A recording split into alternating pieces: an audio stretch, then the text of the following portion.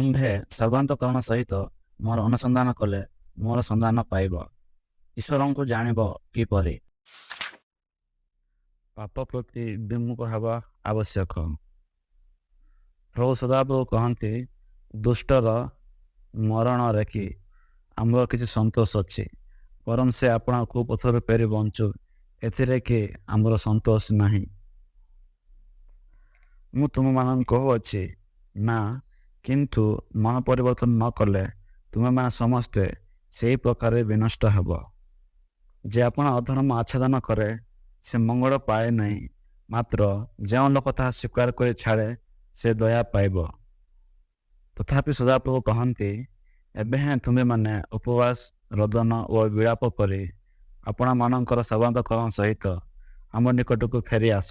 ପୁଣି ଆପଣ ଆପଣ ବସ୍ତ୍ର ନ ଚିରି ଅନ୍ତଃକରଣ ଚିର ଓ ସଦାପ୍ରଭୁ ଆପଣମାନଙ୍କର ପରମେଶ୍ୱରଙ୍କ ନିକଟକୁ ଫେରି ଆସ, କାରଣ ସେ କୃପାମୟ ଓ ସ୍ନେହଶୀଳ, କ୍ରୋଧରେ ଧୀର ଓ ଦୟାରେ ପରିପୂର୍ଣ୍ଣ।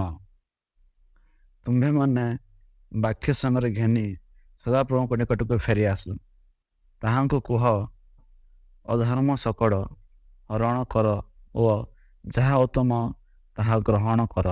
ସେ ମନୁଷ୍ୟମାନଙ୍କ ସାକ୍ଷାତରେ ଗାନ କରି କହେ, ମୁଁ ପାପ କରିଅଛି ଓ ନ୍ୟାୟର ବିପରୀତ କରିଅଛି ଓ ତାହା ମୋହର ଲାଭଜନକ ହୋଇନାହିଁ। ସେ ମୋହର ପ୍ରାଣକୁ ଗର୍ତ୍ତଗମନରୁ ମୁକ୍ତ କରିଅଛନ୍ତି ଓ ମୋହର ଜୀବନ ଆଲୁଅ ଦେଖିବ।